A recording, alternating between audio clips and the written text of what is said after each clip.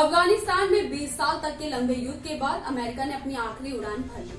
America 31 अगस्त तक अपनी सारी सेना अफगानिस्तान से हटाने वाला था, लेकिन तालिबान को दी गई डेडलाइन से पहले ही उसने देश में अपनी सेनाएं उपस्थिति खत्म कर दी।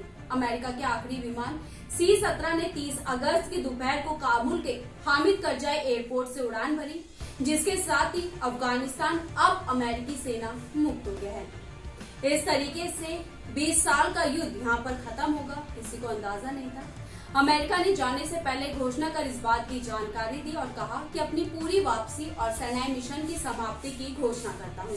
यूएस सेंट्रल कमांडर के प्रमुख जनरल केनेथ मैकेंजी ने सोमवार दोपहर कहा, मैं यहाँ अफगानिस्तान से अपनी वापसी का पूरा होना और अमेरिकी नागरिकों कमजोर अफगानों को निकालने के लिए सेना मिशन की समाप्ति की घोषणा करता हूँ।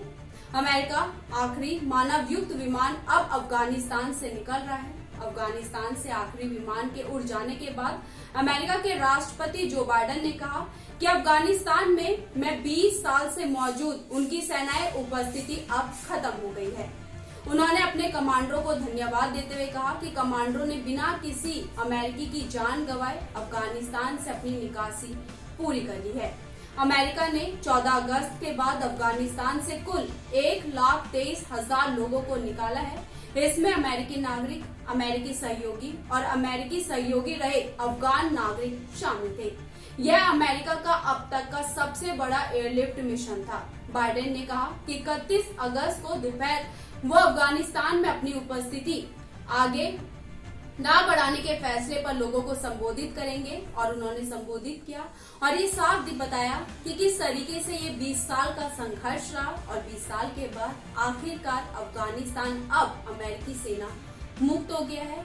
हालांकि अफगानिस्तान में अब और क्या घटनाएं होगी ये देखना है, क्योंकि अफगानिस्तान में लगातार हिंसक घटनाएं बढ़ रही है, जिसका असर पूरी दुनिया पर भी पड़ रहा है।